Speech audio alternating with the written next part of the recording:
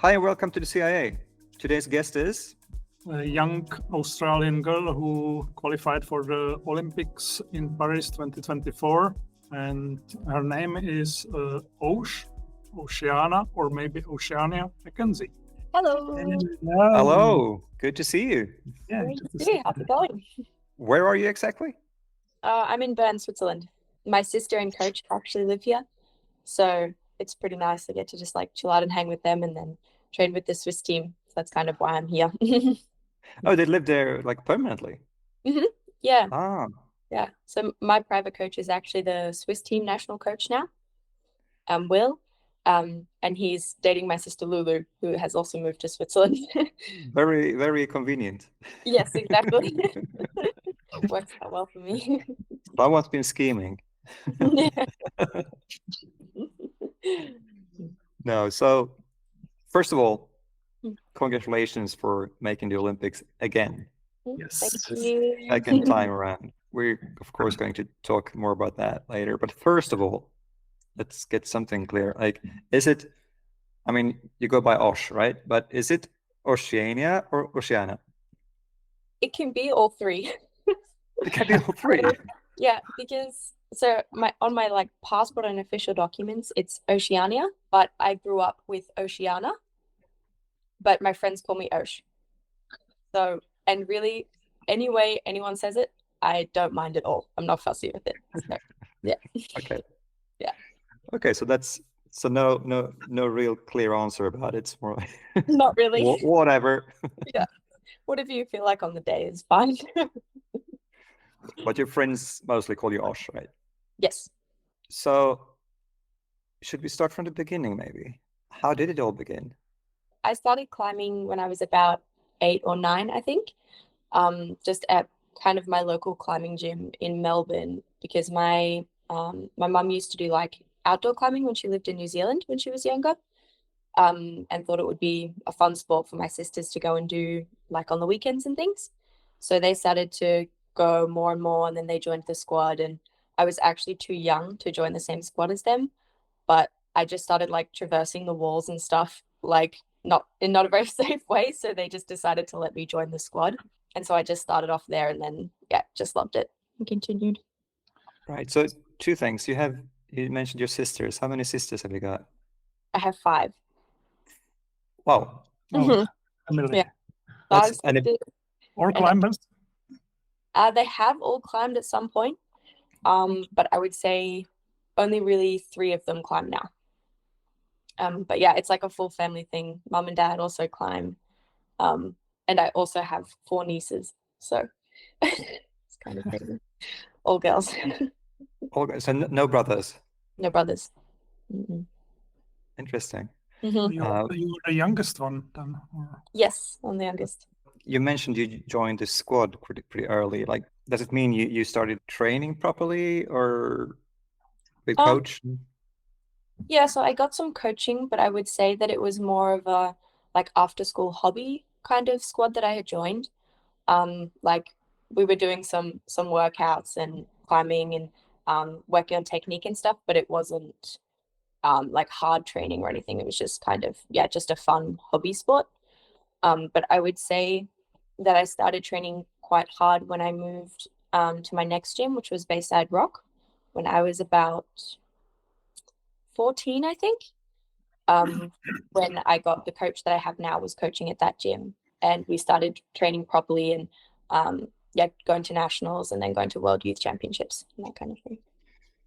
So let's say from 14, if you started training hard, then you progressed quite rapidly. Yeah, I think so. Must have. Yeah.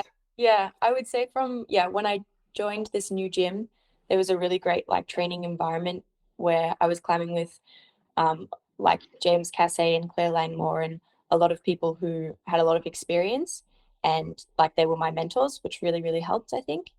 And yeah, I think it was over like one preseason training. I just, had a really good time and really enjoyed training. And all of a sudden I kind of just, I guess progressed quite rapidly. And then especially going into, my first World Cup in 2016 when I made semifinals in Hachioji, which was extremely exciting. Yeah, that must have been. I mean, there was the first World Cup you did, and you reached semis, and the second one, which is the following year, right? In Meiringen, and you all of a sudden made the final. Yeah. And I must say, I was there. I mean, we were both there, obviously, and watching you climb there in the final is like, this girl belongs in finals. So I really expected you to, like, from there on, like, be in finals quite regularly, which didn't really happen. So my question is, did the success come too soon somehow for you, or was it other things? Because I mean, it's a physical thing and a mental thing, right? To be able to climb. Wow. Yeah, I mean, I would say it was definitely like a big surprise when I made finals in Meiringen. I think like the round really suited me. I had like pretty low expectations because I had just slipped into the semifinals the day before. So I think a lot of those elements can kind of help when you have lower expectations. Usually means better performance because you're just out there having fun and don't expect anything. But I would say from that comp, I had high expectations of myself. And then I guess I put a little bit too much pressure in the 2019 season, where, yeah, I made a few semifinals, but also missed out on a lot and just wasn't really, I guess towards the end of it, I wasn't enjoying climbing as much in competitions because I was putting too much pressure on myself, especially when it was the year for the Olympic selections as well. So yeah, we had like world championships, and yeah, I wasn't really climbing myself, which was quite hard. And then from there, we had COVID and lockdown and everything, which was pretty hard, especially because my state had like one of the longest lockdowns in the world. And yeah, and then we had the Olympics, and training throughout that was quite difficult. And I guess my psyche for climbing was quite low, and especially in competitions and just in life, I guess I was quite burnt out and tired. So yeah, throughout all of those seasons, it definitely didn't have the same spike that I had for Hachioji and Meiringen. But then for the previous season that we've just had, I worked really hard on the preseason and just getting back into enjoying climbing and building up my confidence again, which really helped. And the progression throughout this season was pretty exciting because pretty much every competition I would see progress in my results, and also I felt it in my climbing and my confidence through every single competition, which was pretty much my main goal. So yeah. Did you find like the love for climbing again, or did you just have some goal again to work for it? Or I made the decision to go to Asia for 3 months with my sister because I had always really, really enjoyed climbing in Japan, and just on like a personal note, we really wanted to visit Korea. And when we went there, we were just focusing on really enjoying climbing, having fun, doing things outside of climbing that we also loved. And this helped so much because when I was enjoying climbing, I was climbing better, and then my confidence would get better. So yeah, my main goal was, one, to just build my confidence and love for climbing and training. And then my other one was to actually just make it to all of the World Cups because of COVID and lockdown. Which, both of those goals were achieved this year, which I'm pretty happy about. So yeah. So getting back to what you said about losing the joy, really, of climbing. In hindsight, what could you have done differently to avoid this?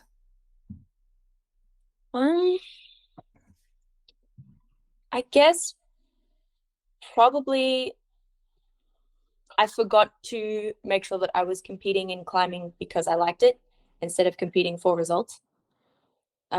Which for me is just always the biggest thing. And I think for everyone, like when you're loving climbing, you're gonna progress in it the best, and it's obviously going to be fun because you're enjoying it. So I would say that this is probably the biggest thing. And if I was feeling too much pressure going into a comp, or I wasn't that excited about it, I probably just wouldn't have done it. Would have been a good thing. Taking a few more just days off from the trainings that I wasn't enjoying, having a bit more rest, that kind of thing. Just actually listening to what I wanted to do and following my motivation would have been better rather than pushing through so much. So do you think if someone had told you that when you were 16, would you have listened? Yeah, that's also a good question. Probably not, to be fair, actually. Yeah, I mean, it's always so much easier in hindsight to be like, oh yeah, I should have just done this and this. But I mean, there'll definitely be times when looking back on this season where I should have done other things and I didn't. And I mean, that's usually how it goes, but it's also where you learn the most and then implement them. Because if you're never trying 100% and then seeing what works and doesn't work, you'll never progress. So That's true. yes, That's true. yeah, I'm also really grateful for having that really, really hard time because now it's made this so much better, I think. So all good then. I mean, I guess it's I wouldn't say maybe common, but it happens all the time that you know, you like really young climbers come through youth and progress really quickly, and everything's easy, and you win everything, and then you all of a sudden you hit the seniors, and that is not so easy anymore. Like and so it's pretty similar to what you experienced, I guess. But I'm really happy to see this season you had a really, like, you seem to be really consistent, like good results all over, also in lead. So that's good to see.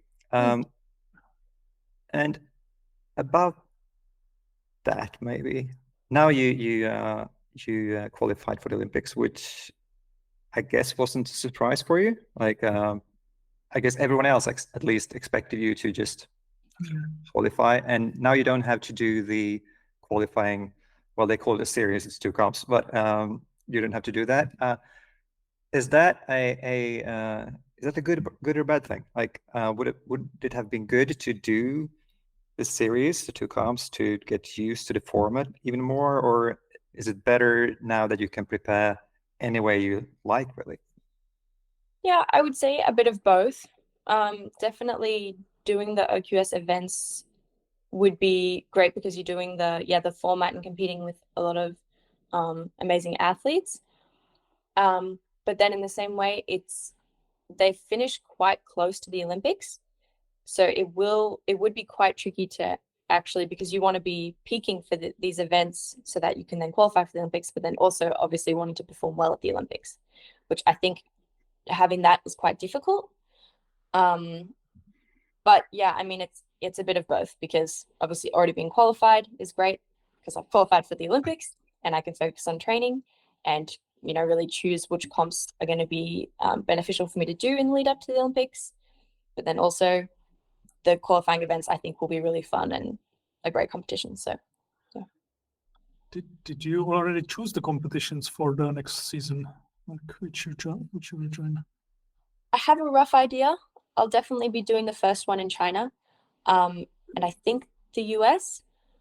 Everything after that is a little bit dependent on how I'm feeling and more on how the preseason goes. I really enjoyed Prague and Seoul last year, so I really want to go to those 2. But again, we'll kind of see. Not 100% sure yet. Yeah. I mean, the Prague, it's after Olympics, right? Yeah. So well, so yeah. Yeah. So it kind of, I mean, it should be easy, but then also with depending on how long I am in Europe before the Olympics will depend on if I can go to Prague because we can only stay for 3 months, which I'm planning to do that so that I can go to Prague, but we'll also have to see. Yeah. So this means, I mean, you were born in Germany, but you obviously don't have a dual citizenship then. No, unfortunately, I was only here for like 2 months when I was a baby. Okay. So, yeah. Okay. That would be a great help if that was. Yeah. So what's the biggest difference between like the Olympic season and the normal World Cup season? Is it more difficult for you to train for Olympics or to compare it with the normal season? Yeah, I would say, I mean, the biggest difference would be that if there was no Olympics, I would be doing the full season again. Or I guess I didn't do the full season this year, but I would do most of the season. Whereas with the Olympics, we kind of want to pick and choose a few so that we're not too tired for the Olympics. But I would say that my preparations are quite similar, except that I'll be adding in more lead training earlier on in the season, because usually we have the bouldering season and then the lead season, but this time they'll obviously be combined. But yeah, in my preparations and mental preparations is pretty much the same thing, I would say. But I mean more like the mental kind of things. Yeah. Is it difficult or more pressure? Yeah, no, it is. It is actually quite tricky, and I think it's something that I'm hoping to learn a lot from because I haven't done it very often. But something I do find hard is doing the lead and bouldering like within a few hours of each other. Like I definitely have a different mentality for lead and bouldering, and having to switch between them so fast is quite difficult. But yeah, I guess I'm hoping that in the next few World Cups and things will help me prepare better for the Olympics, because there will be in China, there's 2 days in between the bouldering World Cup and lead World Cup, and then maybe in Innsbruck and that kind of thing. So we'll see. Keep you posted. So what do you prefer, Olympic season or normal season? Oof. I mean, from my past experiences, I think a World Cup season, just because I enjoyed this one so much, and the last Olympics was very difficult with the lockdowns. But yeah, we'll see. I'm pretty confident that I'm going to enjoy this season as well. So yeah. That sounds good.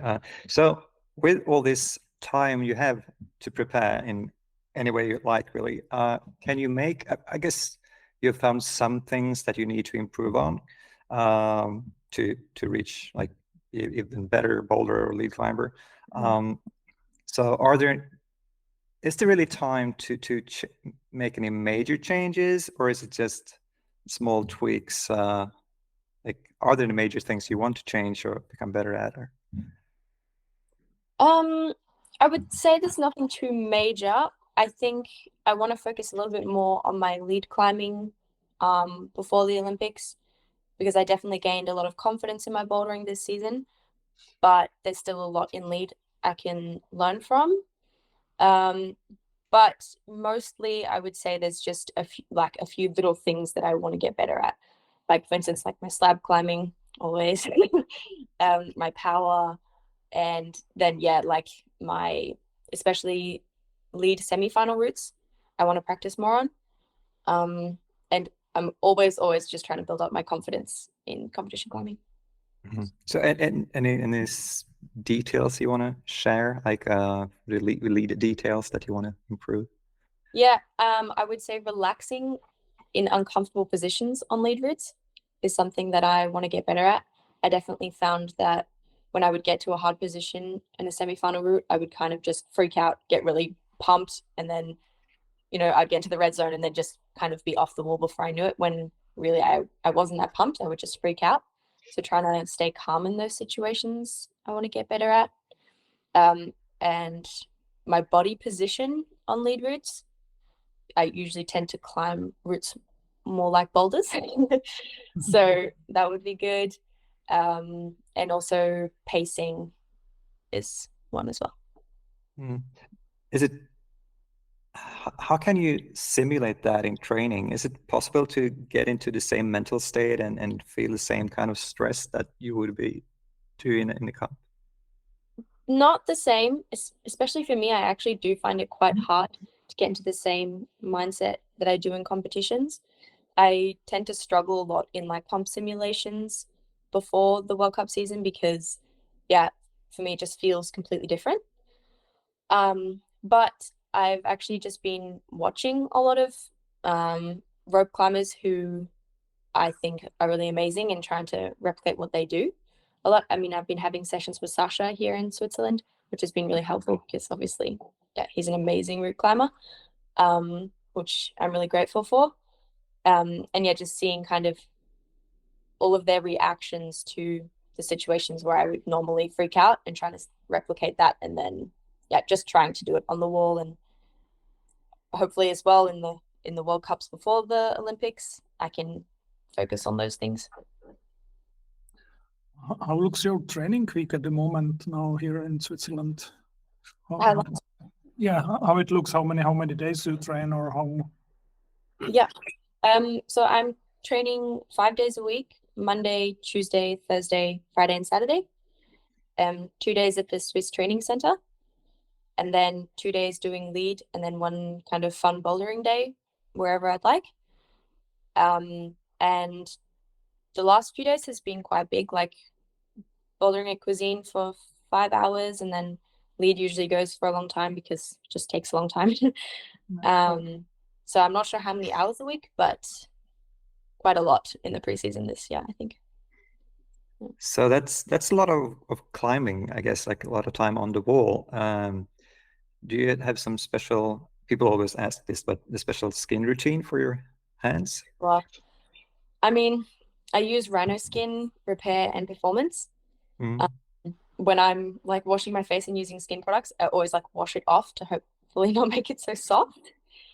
But I mean, unfortunately for me, it's also just like resting and eating really well, drinking lots of water, sleeping. All these things are things that I always try and implement.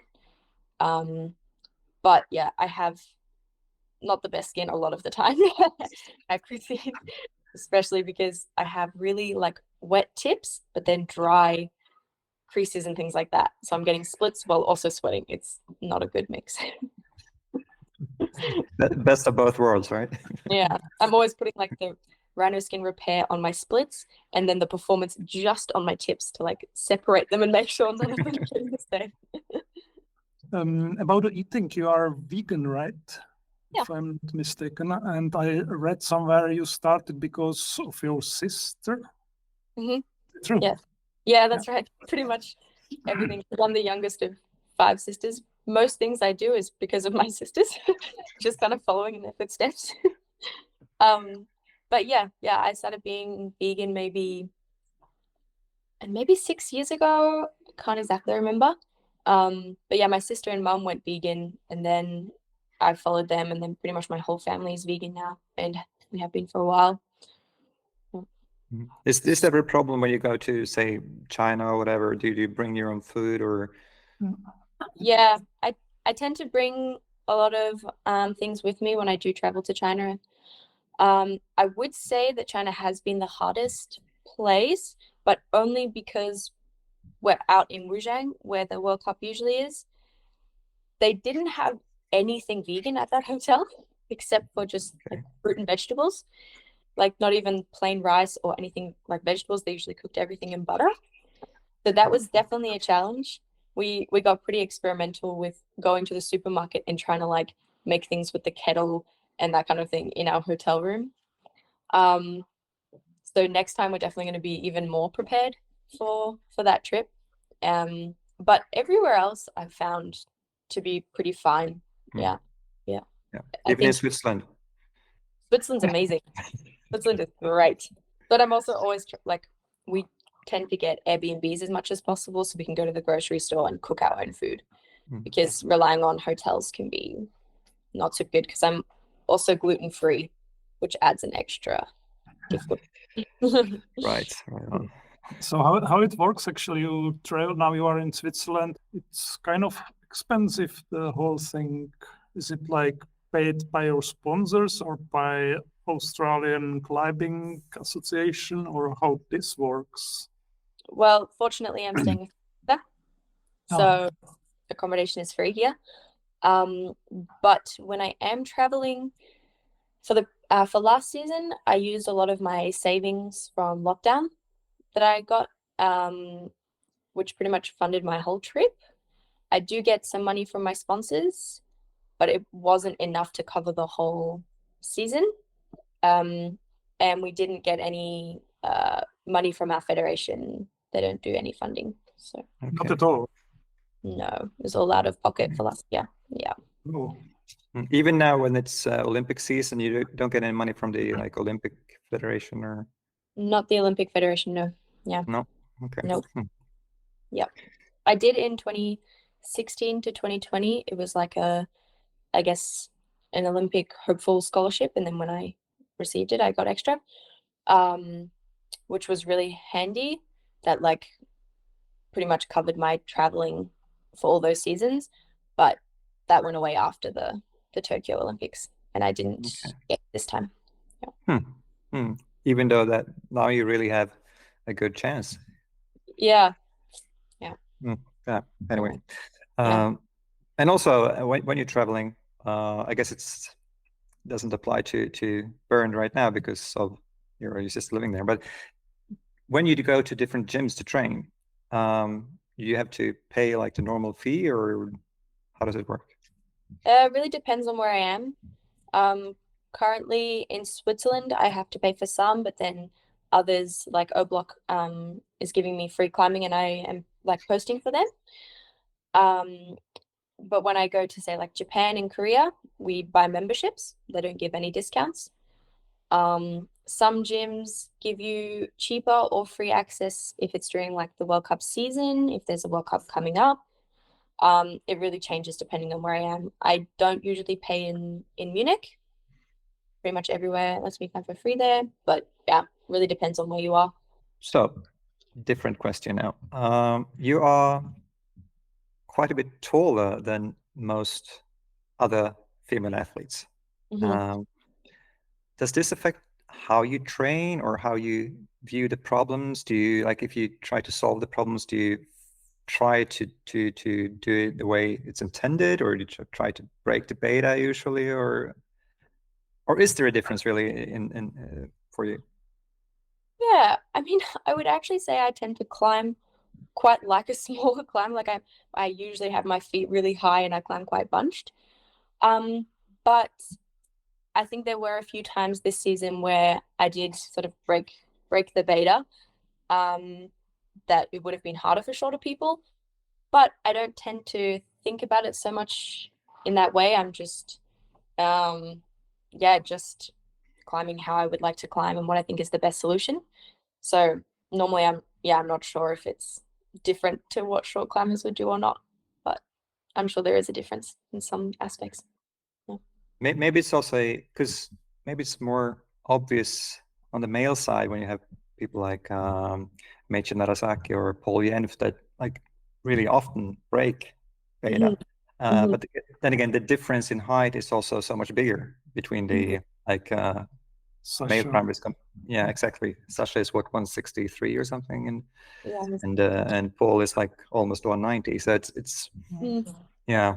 Yeah, I would say that Meiichi and Pohl are actually two climbers who use their height like extremely well. Maybe something I should try and implement more. It's really impressive and how well they can just completely trust in what they're doing and use their height to their advantage. Yeah, right. But you don't think about it if you observe the boulders or the route and then you discuss the beta, so you don't discuss it with the person who is like same tall as you are, or this is probably something I should consider because I don't usually. I'm usually just like talking to the person who is either next to me or I'm friends with. But thanks for the tip. It's probably a good idea to start thinking. About different people, like who have been your role models, and who are your role models right now? Yeah. So when I was growing up, James and Claire Cassay, who own Bayside Rock, they were always kind of going to World Cups and winning nationals, and I really liked the way that their sportsmanship was. So they were always pretty big role models for me. I also really, really enjoyed watching Mina Markovic when I was younger. Same with Yuli Verm, and I would say now a lot of my role models are Yanya. I usually get inspired by Miho and Brooke, people who inspire me a lot. My sisters as well, always helping me out and being very inspiring. And how is it actually the climbing scene in Australia? like, or how is it in climbing in public? You know, like, do people know you because now you are Olympian, or how this work in Australia? Yeah, I would say over this last season, I would get a bit more popular in the gyms, like in the local climbing gyms. I think climbing in Australia is really, really big commercially. Like it's really taking off for commercial gyms, but for competition climbing and athletes, it's not progressing as fast. So I think more and more people are starting to watch World Cups and that kind of thing, but it's not as well known. So once people kind of find out that I am an Olympian, they get excited, but not as many people know. But I would say that over the last year or two, I've definitely had more people come up to me in the gym. Yeah. Right. And you have been the Australian #1 for quite some time now. Is there anyone breathing down your neck, so to speak? Like you feel someone's coming I would for say you? Maya, she came second at the Olympic qualifiers and also was really close to making semifinals in Brixton this year. Yeah. And yeah, it's pretty exciting because she also started climbing at Bayside. And so I knew her since she was like 4, I think. I just started, and watching her like progress throughout these years and then start to compete with her has been really, really nice and exciting to see some stronger women coming up and to have to compete with. It's been really nice. So definitely her. I'm excited to see what she can do in the next few years. Are you training together? A little bit, unfortunately, because I'm overseas quite a lot of the time. And then she's also still doing school and everything. Our schedules don't align a lot of the time, but when we can, we like to. Yeah. And it's going to be exciting because I think she's going to the OQS events this year. So, Cool. Yeah, or next year. Do you like to train with the other strong climbers, or is it something which, it's inspiring for you? Yeah, I love it. You'll be happy if more girls would be coming up in Australia to. Yeah, I would love it. Yeah. That's definitely. I mean, that's something so nice about traveling overseas is just having so many strong athletes around who are training for the same things and pushing you and training together is, the best environment for me. I love it. Yeah. Right. And you mentioned Maya was second in the Olympics qualifications. Were you confident going into the qualification that you were going to make it? I would say I was confident and knew that, I could definitely win. But I mean, always coming down to a comp where you have to win, like first place with that amount of pressure can be hard. But I was really glad that especially, I mean, the first round for bouldering, I was pretty nervous and like climbed nervous as well. But after that round, I was really able to just enjoy climbing, and I felt confident in each round and each boulder and each route that I could do it. So, but yeah, like always, you never know what can happen. And how annoying is the one fall? The one fall? Oh yeah. Oh, you have no idea. And it was crazy because it was on like one of the easier boulders in the finals. It was haunting me for days. I'm trying to forget about it, but yes, so close to a perfect score. Crazy. Yeah. Well, shit happens, I guess. Yeah. There's always next time. There's always the Olympics. And about that, what are you? Do you have any goals for the Olympics? Yeah, I would like to make the finals. But also another goal is to just have fun and climb my best, because I wasn't really able to do that last time. And I guess that if you have fun and climb your best, you have a good chance of making the finals. So exactly. Yeah, they go hand in hand, right? Exactly. Right. Yeah. Do you have some special a mental preparation for it? Do you have some mental coach? I don't currently. I would say that my sisters helped me quite a lot with my mental training. and I guess I do quite a lot of mindfulness in general, like practices and meditation and that kind of thing. And also, yeah, I mean, in training sessions, I would say that that all contributes to training my mind for competitions. But yeah, I don't currently have like a mental trainer or anything. Do you feel like with more experience you can deal better with the pressure as well because you know the situations already? Or Yeah, definitely. I would say that that's something that progressed a lot throughout the season. Yeah, each competition, you kind of get more used to or more comfortable in the high pressure situations, and also just have better strategies and more confidence in the strategies that I can use. Yeah. what do you do if you know like you start the final round and the first boulder didn't work? So then you come back behind the wall and then you have to calm down and forgot the first problem. What do you do to do this? I listen to music in the call zone, which I think helps. You just kind of trying to forget about the last boulder because, I mean, each round is so different. You can get one zone and make it to the next round, or you can get, 4 flashes and make it to the next round. It's all really different. So just trying to remember that and have trust that I can then just try and do the next boulder. It's yeah. And with experience, how much do you know, like if it's a really hard round or not? Like if it's, yeah. Yeah, I still don't know because I've finished rounds where I've qualified in third for the qualifiers, and I was like, oh, like I should have topped the last boulder, I guess, right? Like, am I really low down because it was such an easy round? And then people are like, no, you just climbed really well. And then the other way around, where I'm like, okay, yeah, I feel really good about that round, and you come out and I'm almost out of semifinals. So I still am not sure, to be honest.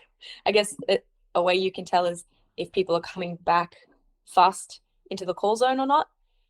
But even then, that takes a lot of mental capacity to be checking who's coming back. No point really. You just focus on yourself. So And do you I have one more question about it. Do you feel like, because I think Stasha, she told us when she's competing in the finals and then the people start shouting when she find the right beta, she realized that there's the right beta. Do you have the same? Can you? yeah, it definitely helps. Especially when you have certain people in the crowd who have like ways of being like, yes, this is the way to go, this is the way to go. You can definitely tell. But also, I mean, maybe this does come down to me being a taller climber. Maybe I haven't thought about it, but I think if you get too trapped into thinking like what is the right way to climb it, you can then lose track of maybe there's a better way for you to do it. So yeah, I mean, it can be good and bad to know what the intended beta was and then what will work for you. So yeah, I mean, I guess it's good to try both, but you can definitely tell when the crowd is getting excited for what the last climber has done, I guess, which can help sometimes. Yeah. Right. And you mentioned you listen to music. What do you usually listen to? What kind of music? That's a good question because I have my coach's old iPod, and I actually have like no idea how to put new music on an iPod because I just have Spotify. Like, I'm not really sure how you do that. So I just listen to all of his old music, and it's super random. Like, he has a huge mix of things. I'm usually like sitting there in the calls, I'm like trying to like skip until I find one that like I get excited about, and then I'll always just play that on repeat. So usually for one competition, I'll be listening to like 1 or 2 songs the whole time. So I guess there's room for improvement there if you want to get your psych up. Yes, definitely. I think so. Okay. Okay. A different question again. Do you think genes play a part in competition climbing, or should? Yeah, I actually got this question recently. My sister made a good point in saying that I think having family members who have been part of sport for a long time can be beneficial. But I think in competition and in climbing, I mean, a lot of it just comes down to hard work, especially these days. Like, I think some natural ability can help, but it's yeah, it's pretty tough at the moment. You definitely have to just put in a lot of work and dedication. So. Good. I actually meant the pants, like because This in you yeah, saw in this on my competition video. in bouldering outdoors, you see a lot of people climbing in jeans, right? Jeans, no place in climbing.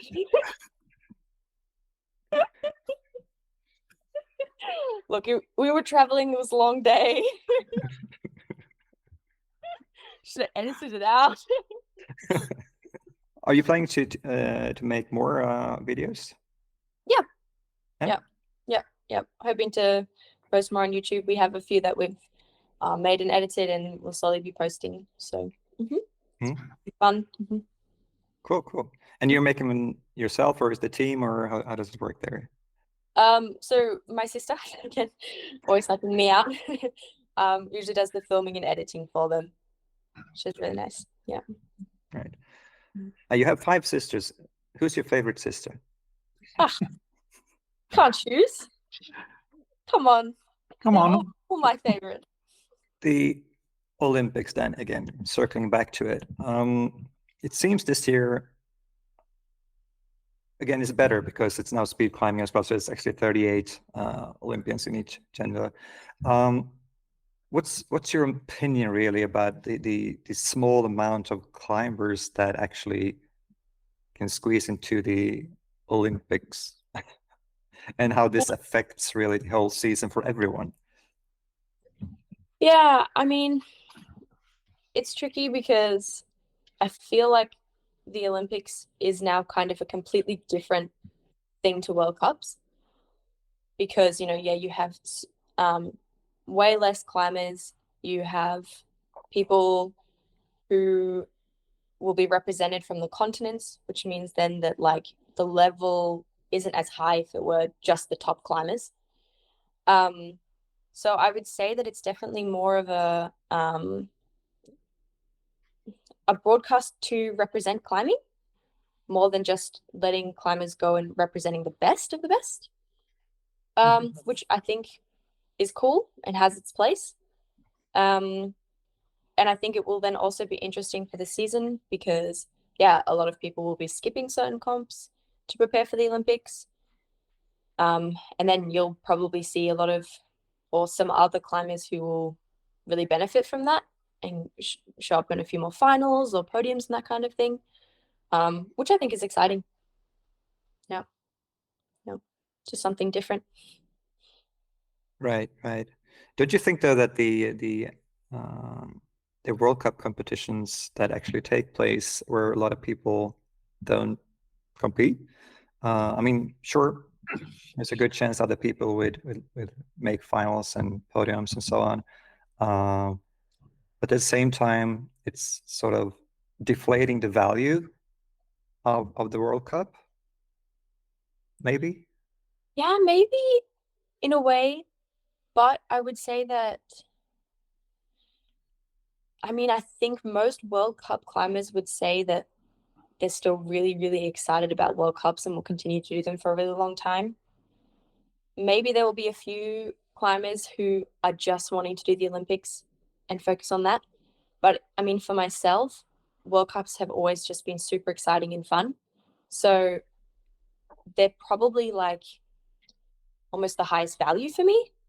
And I mean, obviously, if I win the Olympics, that would be probably the highest value. But, World Cups are still really, really one of my main goals and what I get excited about and what I look forward to training, what I train and look forward for. So it's, yeah, at least for me, it's not really taking away from World Cups. It's just adding something else in that's also exciting.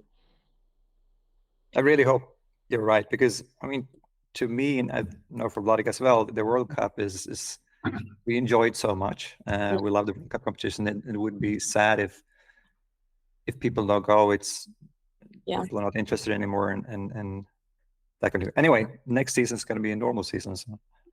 Yeah. But I do understand what you mean. I mean, already we saw like in Salt Lake last year, there was not many participants. But I think it will probably just depend on the type of season. If it's before an Olympic qualification season or in the Olympic season or that kind of thing. I guess it will go up and down probably. Mm-hmm. Or maybe at some point could be the World Cup part of the qualification. Yeah, exactly. Yeah. Yeah. Mm. That would be cool. You also said that the like climbing as a sport is growing commercially a lot in Australia, whereas people are not that into World Cup climbing, maybe watching it. And I think that goes for a lot of countries actually. How do you think we can make people more keen to watch competition climbing? I mean, in Australia, I would say trying to make competitions more professional would be a big thing. It's usually quite, even our nationals and everything is usually quite laid back and unprofessional. So trying to higher that standard and make it more of a sport that people can respect in competition. Like I know that a lot of people focus on outdoor climbing and that's kind of the highest thing you can do in Australia. But trying to, kind of switch focus more into competitions and supporting people more in that, and then hopefully getting more funding so then more people can progress and train better. And then I think that will lead to more people getting better results and then getting more audience, I think. That's probably true for many countries. Yeah. But in which way you mean professional? Like, what's unprofessional? I mean, I would say just in the general, your attitude towards it or people's attitude towards competition climbing. You know, nationals is a big event, like it's the whole nation competing for a spot, but a lot of the time it's kind of like, oh yeah, I'll go to nationals and we'll see how it goes. You know, I trained for a week and that was fun. I'll just have a good time rather than, you know, actually putting a lot of effort and time and the mental training for it as well. You know, treating it as it should be treated, I think can help. And that the same goes for everyone around it with the setters, the coaches and everything like that. Yeah. How about media in Australia? They are interested about nationals, like some, I don't know, like national Australian TV or something, or not really? I think it's still just too small for people to want to get too much media involved. I mean, usually what happens is like I'm quite sure the gym that's hosting nationals will kind of do a live stream for it, but it's not usually the best quality and that kind of thing doesn't really help, I think. But then also if it's mostly volunteer based, to then really expensive cameras and everything is not possible. So yeah, it's hard. It's hard, I think. Yeah. So outdoor climbing in Australia still has a higher status, you said, or? I think, yeah, I think so. I mean, generally, like, even after I came off this season, everyone was kind of like, so you're going to go outside? Like, now you're so strong, you can, like, go outside and send some hard things and that kind of thing, which, I mean, of course, I'm excited about outdoor climbing. And it's amazing. But, in Australia, if you are one of the stronger climbers, people assume you should go outside. And that's definitely more celebrated than doing indoor. And I think usually you would get better sponsors if you're climbing harder outside. And maybe that's the same for a lot of countries. But there's definitely a lot of support in friends, peers, sponsors, and everything to do outdoor climbing, more so than indoor, I would say. Yeah, a lot of people still don't tend to see it as a sport. Yeah. Super strange for us. Mm. It's a super strange for us. So Yeah, for sure. Yeah. It's I was compared to swimming, which would be why didn't you go swimming in the lakes? Like, well. Yeah, exactly. Exactly. That's a good A few more questions about climbing. So what's your like favorite hold or favorite move? I'm really loving pinches at the moment. Anything pinches. I really enjoy coordination and flowy boulders, but then also intensity. Just trying really, really hard on small edges is quite fun on the spray wall. Yeah, I mean, there's not a lot of climbing that I don't like. Most Do you, moves never. do you have something which you don't like or which you are really weak, you would say? I don't love pockets, but I would always say that's about it. Yeah.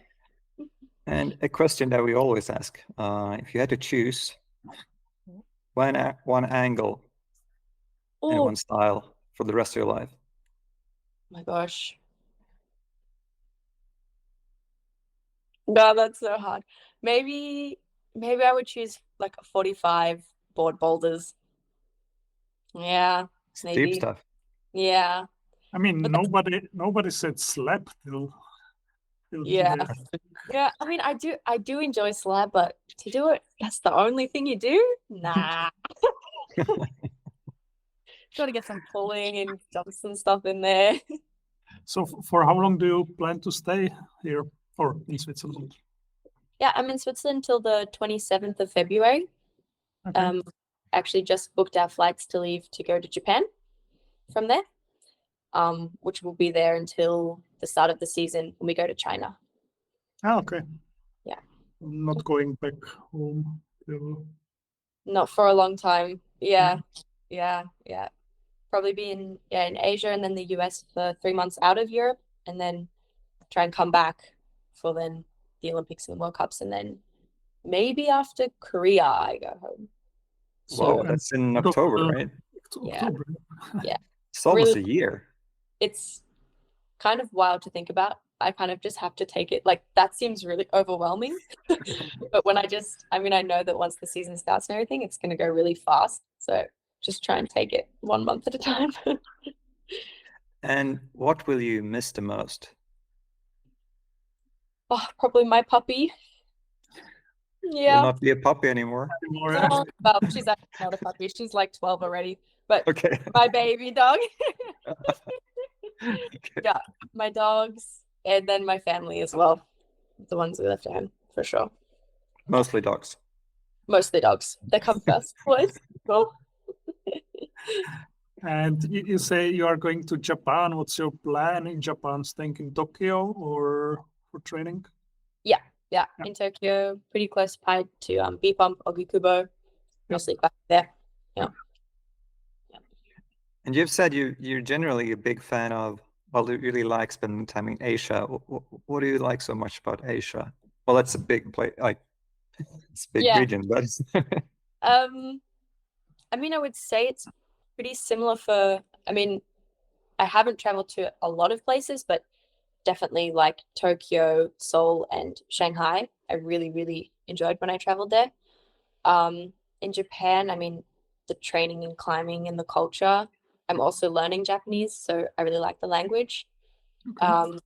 Yeah, all of that is just, I mean, the food is also good. Yeah, in Seoul, the climbing, I mean, everywhere the climbing's fun, but the climbing has a really different style where it's super like powerful and jumpy and fun. And also the environment in the gym is really fun. Everyone's trying really hard and cheering everyone on, and that's really nice. But then also the city is quite laid back and casual. It almost feels a bit like Australia or Melbourne, where I'm from. Like, everyone goes to cafes, and it's really nice and feels like quite livable, I would say. And then Shanghai, I also just really love how different it is from kind of Europe and everywhere else. And the food, and the people were so generous and everything like that. so you don't hate big cities. But I love big you cities. mentioned gym culture. Would you say the gym culture is very different in the different parts of the world then? Yeah, I think so. Yeah. Yeah. I mean, I think the climbing attitude in different places as well is quite different. And then the setting styles and the way that people cheer for each other and the way that people try in the gym can be quite different depending on where you go. The gym in Seoul, is it like commercial gym, or is it commercial gym where you train? Yeah. There's a franchise there called The Climb. And I think they have about 11 gyms now, all over Seoul all over Seoul. And one of them, I think, holds quite a few like comp simulations for the Korean team. Oh, okay.